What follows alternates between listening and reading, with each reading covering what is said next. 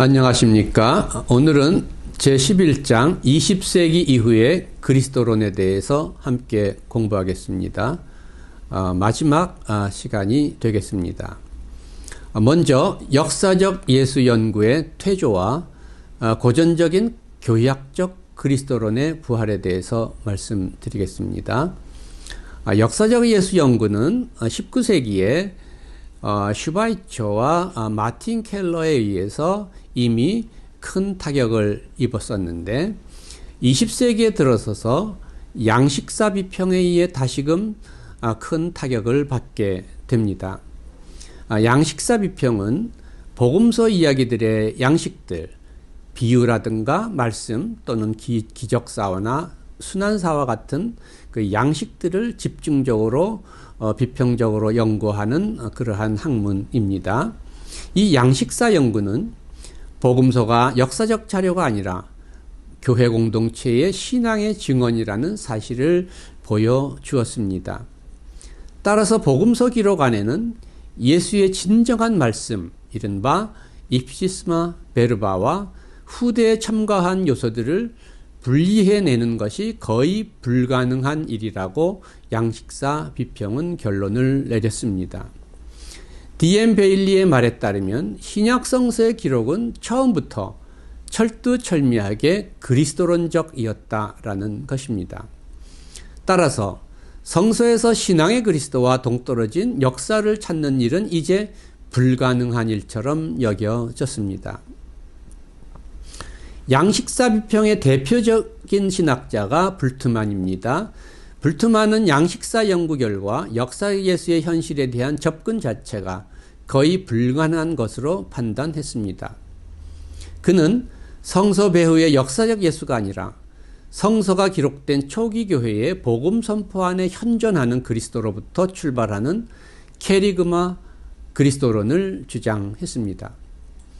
그러나 불트만은 고전적인 교리학적 그리스도론을 거부하고 실존론적 성서 해석에 기초한 실존론적 그리스도론을 전개했습니다. 예수가 하나님의 아들이기 때문에 나를 구원하는가? 나를 구원하기 때문에 하나님의 아들인가? 이 물음을 불트만은 던졌습니다. 전자는 고전적인 교리학적 그리스도론을 의미하고 후자는 실존론적 그리스도론을 의미합니다. 물론 불트만의 입장은 후자에 있었습니다. 역사적 예수 연구는 퇴조하고 이제 고전적인 교리학적 그리스도론이 다시 부활하게 되었습니다. 칼 바르트는 지상의 역사적 예수의 현실에서 출발하지 않고 위의 계시로부터 출발하는 고전적 성육신 그리스도론으로 다시 회귀했습니다. 그는 신학을 역사로부터 구출하고자 하는 기획을 세웠습니다. 그의 유명한 명제는 계시가 역사의 수로가 아니라 역사가 계시의 수로다라고 하는 것입니다. 한편 구스타프 아울레는 승리자 그리스도라는 책을 통해서 고대 교회의 고전적 구속교리에 대한 새로운 관심을 불러일으켰습니다. 십자가를 통한 대속을 사탄에 대한 그리스도의 승리로 해석하는 이 고전적 구속교리가 다시 사람들의 주목을 받게 됩니다. 고전적 구속교리에 있어서 성육신교리와 구속교리는 불가분의 관계에 있습니다. 이레네우스는 그가 우리처럼 된 것은 우리가 그처럼 되도록 하기 위함이다 라고 말했는데 여기서 그가 우리처럼 된 것은 성육신을 의미하고 우리가 그처럼 되는 것은 구속을 의미합니다. 따라서 전통적인 성육신 그리스도론이 20세기에 새롭게 부활하게 됩니다. 그러나 20세기 중반 이후에 다시 신학의 역사적 지평이 부활하게 됩니다. 먼저 조직신학적인 관점에서 말씀을 드리자면 20세기 중반 이후에 다시 신학자들의 분위기가 반전됩니다. 다시 말하면 역사의 문제, 기독교 신앙의 역사적 근거와 역사적 지평에 대한 문제가 해답을 얻은 것이 아니고 그 중요성이 또 소멸해버린 것도 아니라고 하는 자각이 신학자들 사이에 생겨나게 되었습니다. 그리하여 바르트와 불트만에 대한 비판이 나타나게 됩니다. 바르트는 초자연주의적, 초역사적 관점에서 역사로부터 원역사, 우르케시슈테라고 하는 초월적인 계시의 영역으로 올라갔다고 비판을 받습니다. 그리고 불트만은 양식사 비평에 의한 역사회의주의와 실존론적 성서 해석으로 인해서 객관적인 역사의 영역으로부터 실존론적인 역사성의 영역, 게슈슈틀리카이트의 영역으로 도피했다는 비판을 받게 됩니다. 역사적인 신학을 대표하는 신학자들 가운데에 볼파르트, 판넨베르그, 위르겐 몰트만, 요하네스 메츠 등이 있습니다. 이들은 수직적인 말씀 계시 신학의 개인적, 실존적, 비역사적 성격을 비판하고 종말론적 관점에서 신학의 역사적 지평을 회복하고자 했습니다. 이들과 19세기 역사 개념 사이에는 그러나 차이가 있습니다.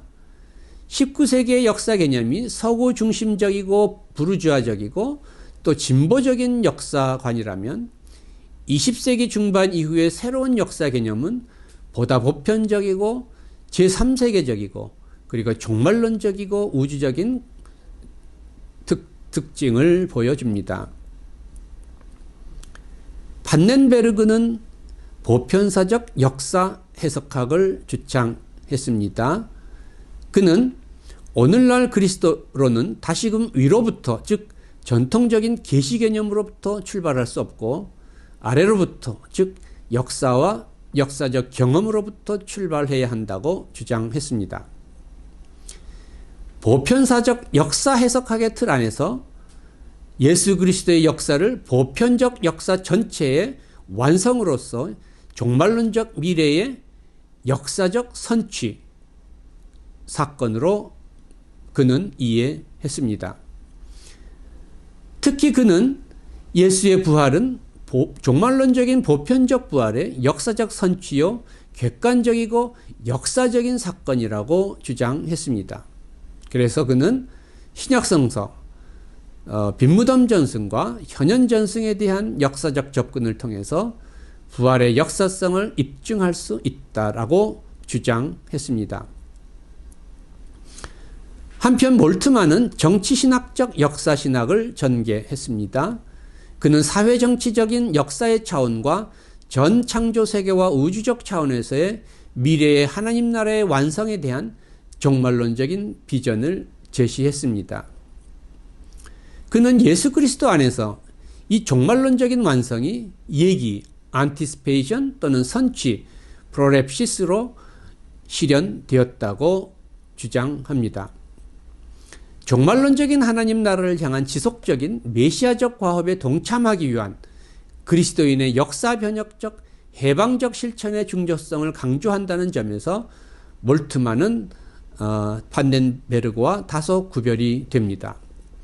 그는 말하자면 정치신학적이고 종말론적인 역사신학을 보여준다고 할 수 있겠습니다. 이제 또 한 사람의 정치신학자인 요하네스 메츠에 대해서 말씀드리겠습니다. 메츠는 역사적 예수에 대한 기억은 위험한 기억, dangerous memory라고 하는 유명한 말을 남겼습니다. 역사적 예수에 대한 기억이 위험한 기억인 까닭은 역사의 희생자들에게는 그것이 전복적인 기억이기 때문입니다.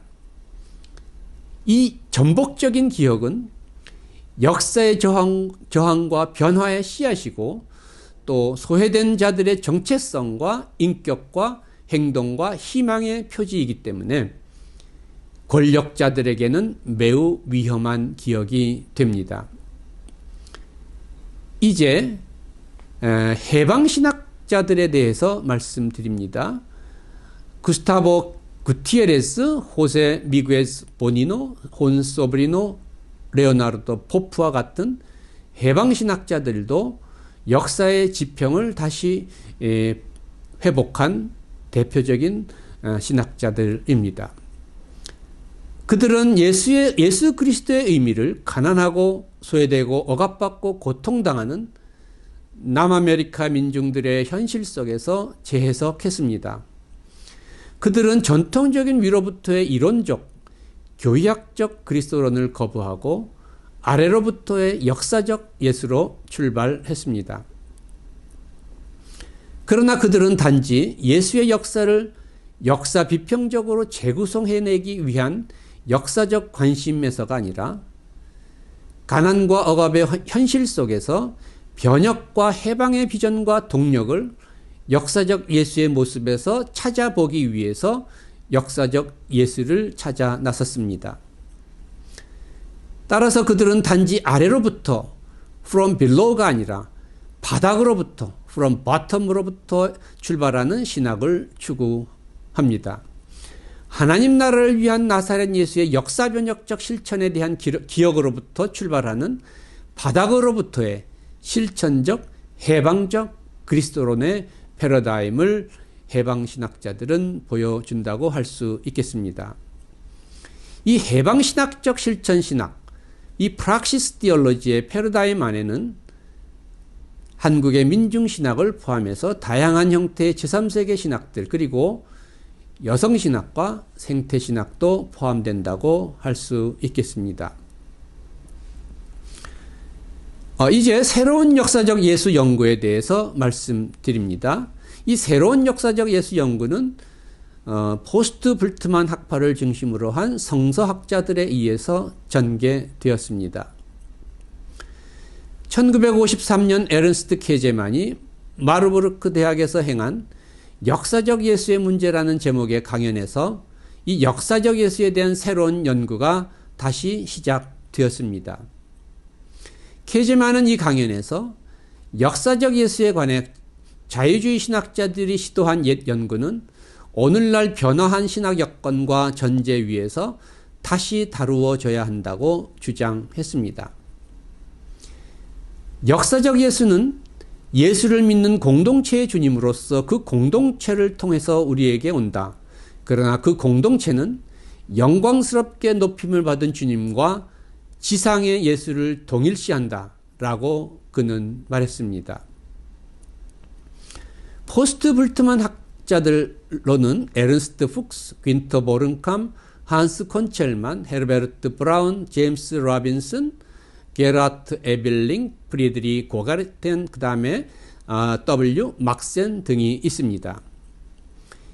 이 새로운 연구의 주석적 동기는 역사 비평적 접근 방법이 그렇게까지 자기들 스승 불트만이 생각한 것처럼 그렇게까지 비관적이지는 않다는 데에 있습니다. 복음서들에 대한 연구를 통해서 그들은 매우 실제적으로 신빙성 있는 역사 현실에 도달할 수 있다는 사실을 인식하게 되었습니다. 보른캄은 이렇게 말합니다. 복음서들은 우리에게 포기와 회의의 이유를 주지 않는다. 오히려 이 복음서들은 다른 연대기나 역사기술들과는 성격상 다르지만 그 나름대로 능력을 지닌 예수라는 역사적 인물을 우리 눈앞에 보여준다. 이 20세기 새 연구는 몇 가지 점에서 19세기 옛 연구와 구별이 됩니다. 첫째, 19세기 옛 연구가 초기 기독교 공동체의 캐리그마를 관통하거나 우회해서 역사적 예수에게로 도달하려고 했다면 20세기의 새 연구는 초기 기독교 공동체의 캐리그마를 관통해서 역사적 예수에게로 도달하려고 하지 않습니다. 또 캐리그마를 우회하거나 뛰어넘어서 그 배후로 들어가려고 하지도 않습니다. 그리고 복음을 역사적 예수로 환원하거나 축소하려고 하지도 않습니다. 20세기 새 연구에 있어서 역사의 기능은 케리그마와 신앙의 정당성을 입증하는 데 있는 것이라기보다는 그것들에 대한 비판적 촉도로서 봉사하는 데 있습니다. 신약 성서에서 역사와 케리그마, 객관적 사실과 실존적 신앙은 불가분의 관계 안에서 서로 뒤엉켜 있습니다. 케리그마와 실존적 신앙의 정당성을 입증 또는 부정할 수 있는 역사실증주의적인 순수한 사실, 브루트 팍툼이라는 사실은 존재하지 않습니다. 새로운 역사적 예수 연구의 과제는 따라서 역사적으로 신앙의 근거를 확립하는 것이 아니라 올바른 선포를 잘못된 선포로부터 비판적으로 가려내는 데 있다고 할 수 있겠습니다. 따라서 여기에서는 해석학적 순환이 일어납니다. 케리그마의 도움으로 역사적 예수를 해석하고 동시에 역사적 예수의 도움으로 케리그마를 해석합니다. 스킬레백스는 이렇게 말합니다. 예수와 교회적 신앙은 제공과 응답, offer와 response의 관계 안에서 서로 연합되어 있다. 우리는 통전적 예수 그리스도론에 있어서 역사적 예수와 신앙의 그리스도는 offer와 response의 관계 안에서 예수 그리스도라고 하는 하나의 타원을 구성하는 분리될 수 없는 두 초점이라고 말할 수 있겠습니다. 이제 제3의 역사적 예수 연구에 대해서 말씀드리겠습니다.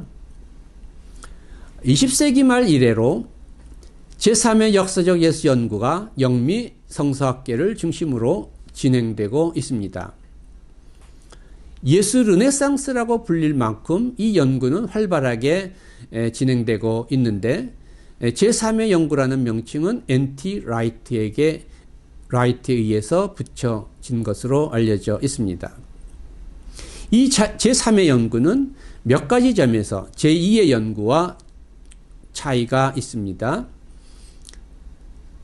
첫 번째는 제2의 연구, 주로 포스트 불트만 학파 사람들에 의해서 전개되었던 제2의 연구가 주로 정경을 중심으로 한 본문 비평, 양식 비평, 편집 비평에 의존해서 역사적 예수와 신앙의 그리스도의 연속성을 밝혀내고자 한 데 있다면 이 제3의 연구는 광범위한 공시적 문화적 지평에서 역사적 예수에 접근함으로써 예수 시대의 헬레니즘적 문화 또는 유대 전통에 관한 연구를 통해서 당시의 사회문화적 연관성 속에서의 역사적 예수를 연구하는 데 있다고 할 수 있겠습니다. 특별히 이 연구는 예수 세미나를 중심으로 활발하게 전개되고 있습니다.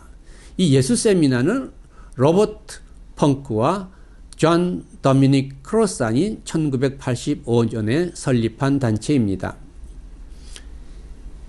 여기서 하는 일들은 신약 성서와 그 밖의 문서들에 나타나는 예수 말씀의 전승층들을 연구해서 예수의 참 모습을 발견하고자 하는 것입니다. 그리고 예수의 인격적 측면보다는 예수 운동이 주변 문화, 종교, 사회, 정치 집단의 도전에 어떻게 대응하였는가 하는 것을 지식사회학과 같은 학문들의 도움을 받아서 밝혀내고자 합니다. 본문 비평, 양식 비평, 편집 비평 등에 의한 예수 연구가 주로 성서 텍스트 내부의 문제에 국한됨으로써 현실의 문제와 괴리된 신학을 추구해왔다고 그들은 비판하면서 예수 연구를 현실 비판과 사회적 책임의 문제와 연결시키고자 합니다. 그리고 마지막으로 제3연구자들은 신학화, 교리화되기 이전에 예수의 본래적인 모습을 1세기 팔레스타인의 사회문화적 상황과의 관계 속에서 밝혀내고 이를 통해서 오늘날의 우리의 현실 속에서의 예수의 의미를 새롭게 드러내고자 합니다. 제3의 역사적 예수 연구에는 두 가지 흐름이 있습니다. 하나는 헬레니즘적 관점이고 다른 하나는 유대적 관점입니다. 먼저 헬레니즘적 문화와의 관계 속에서 예수의 운동을 이해하는 관점에 대해서 말씀드립니다. 이러한 관점은 예수 세미나의 존 도미닉 크로산, 그리고 버튼 맥, 프란시스 제럴드 다우닝과 같은 학자들에 의해서 대표됩니다. 여기서 예수님에 대한 이해는 비종말론적인 그러한 예수상이라고 할 수 있습니다. 예수를 자연과 일치된 삶을 추구하는 그리스의 견유학파의 영향을 받아 역설적인 삶의 지혜를 설파한 유대교 견유학자로 간주합니다. 크로산의 예수에 대해서 말씀드립니다. 크로산은 예수가 유랑하는 삶을 살면서 대중에게 지혜를 설교했던 예수가 유대적 견유학파의 지혜자와 동일하다고 주장합니다. 그에 따르면 예수는 비종말론적 지혜자입니다. 예수는 묵시적 또는 금욕적 종말론이 아닌 윤리적 종말론을 가르쳤다는 것입니다. 다시 말하면 예수는 임박한 미래의 묵시적 사건으로서가 아니라 현재적 삶의 방식으로서의 하나님 나라를 가르쳤다는 것입니다. 예수의 말과 행동은 현재 삶의 향상을 목표로 한다는 것이 크로산의 주장입니다. 특별히 크로산은 예수의 하나님 나라 운동의 핵심적인 내용으로서 식탁 공동체와 병자 치유를 듭니다. 하나님 나라 공동체 건설을 꿈꾸던 예수의 비전은 성전 숙청 사건을 계기로 유대 기득권층과 정면으로 충돌했고, 바로 이 성전 숙청 사건은 로마의 식민지 지배에 항거하는 상징적인 행위였으며, 예수는 빌라도에 의해 로마의 정치범으로 십자가에 처형되었다고 그는 주장합니다. 크로산에 따르면 예수를 따르던 무리들은 예수의 십자가 처형 속에서 종교적 의미를 발견했습니다. 그것은 예수가 자신들을 위해 죽었다는 것입니다. 이러한 이해의 기초에서 초기교회는 예수의 죽음이 인간의 죄를 대속하는 죽음이라는 구속교리를 발전시켰다라는 것이 크로산의 주장입니다. 이 버튼맥의 예수에 대해서 이제 말씀드립니다. 예수의 활동 무대인 갈릴리는 당시 철저하게 헬라화된 지역이었고, 예수는 이 지역에서 헬라 세계에서 유행했던 견유학파 철학운동을 전개했다라는 것이 버튼맥의 주장의 핵심입니다. 버튼맥에 따르면 예수는 비록 유대교적 배경에서 성장했지만 그의 가르침과 행동에는 비유대적 성향이 강하고 후기 유대교적인 종말론적인 요소들도 거의 찾아보기 어렵다라고 하는 것입니다. 그는 예수는 유대 사회의 전통적인 가치관을 전복시키는 견유학파의 지혜교사다라고 주장합니다.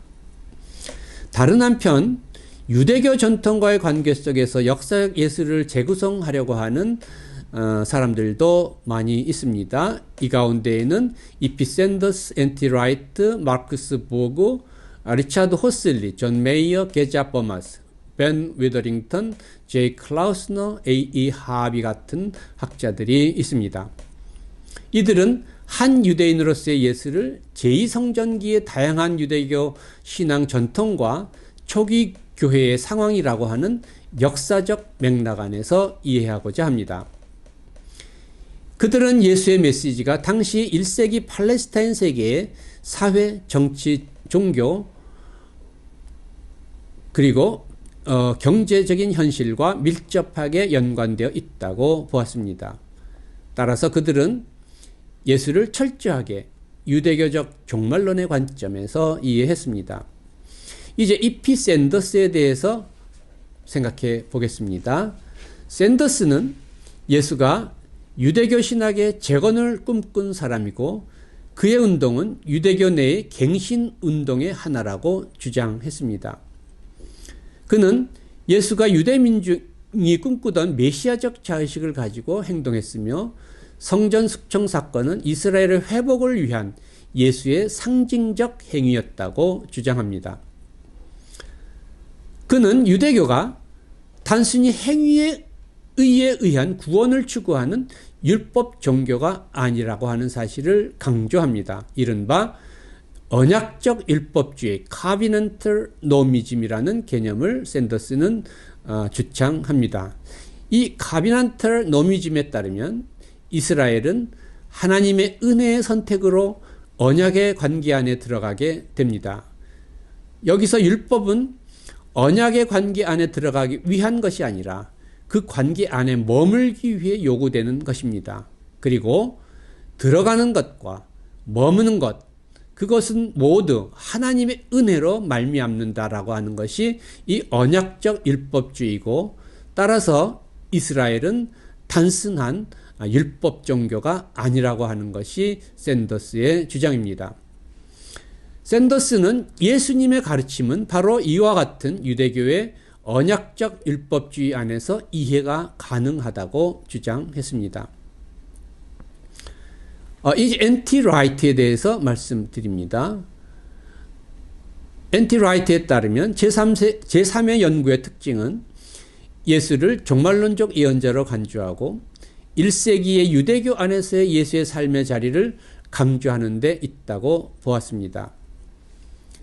그는 예수는 말씀 선포와 상징적 행동을 통해 신탁을 전하는 예언자로서의 자의식을 가지고 가까운 종말에 대적들이 멸망당하고 이스라엘이 포로로부터 시온 즉 예루살렘으로 돌아오고 왕이신 하나님이 예루살렘으로 귀환하게 될 것을 선포했다고 주장합니다.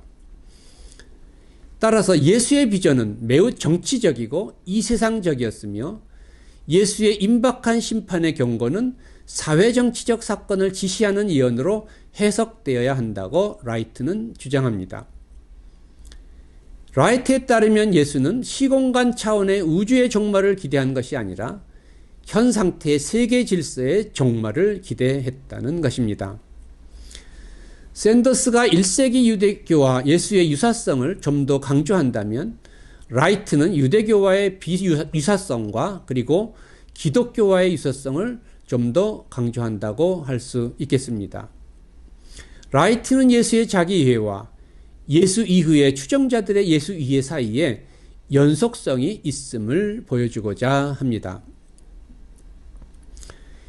이제 마크스 보그에 대해서 말씀드립니다. 보그에 따르면 예수는 팔레스타인 사회의 인습적 지혜를 타파하고 대안적 지혜를 세우기 위하여 하나님 나라 운동을 전개한 지혜교사요, 예언자요, 카리스마적 지도자라고 합니다. 그에 따르면 예수는 새로운 종교의 창시자가 아니라 부패한 유대교를 바로잡기 위한 유대교 내의 내적 갱신 운동의 선구자라고 하는 것입니다. 예수는 유대 공동체와는 달리 하나님의 거룩이 아니라 자비에 근거하며 소외된 민중과 연대하는 사랑과 평화의 대안 공동체를 꿈꾸었다라고 주장합니다. 이제 결론을 말씀드리겠습니다. 예수를 헬레니즘적인 비종말론적 지혜자로 이해하는 견해는 오늘날 신학자들로부터 별다른 주목을 받지 못하고 있는 것처럼 보입니다. 반면 유대교 전통과의 관계에서 역사적 예수를 재구성하고자 하는 시도는 비교적 신학자들로부터 많은 주목을 받고 있고 또 새로운 통찰력과 함께 많은 중요한 논쟁점들을 제공하고 있습니다. 그러나 대체로 아직까지 제3의 역사적 예수 연구는 학자들 간의 논의의 장안에 머물러 있습니다. 교회의 일반 대중 그리스도인들의 신앙과는 아직 거리가 있는 것이 사실입니다. 그러나 예외적으로 N.T. 라이트는 많은 저작을 통해서 최근에 우리나라를 포함한 전 세계 기독교인들에게 많은 영향을 미치고 있다고 할 수 있겠습니다. 이상으로 예수 그리스도론에 관한 모든 강의를 마치겠습니다. 감사합니다.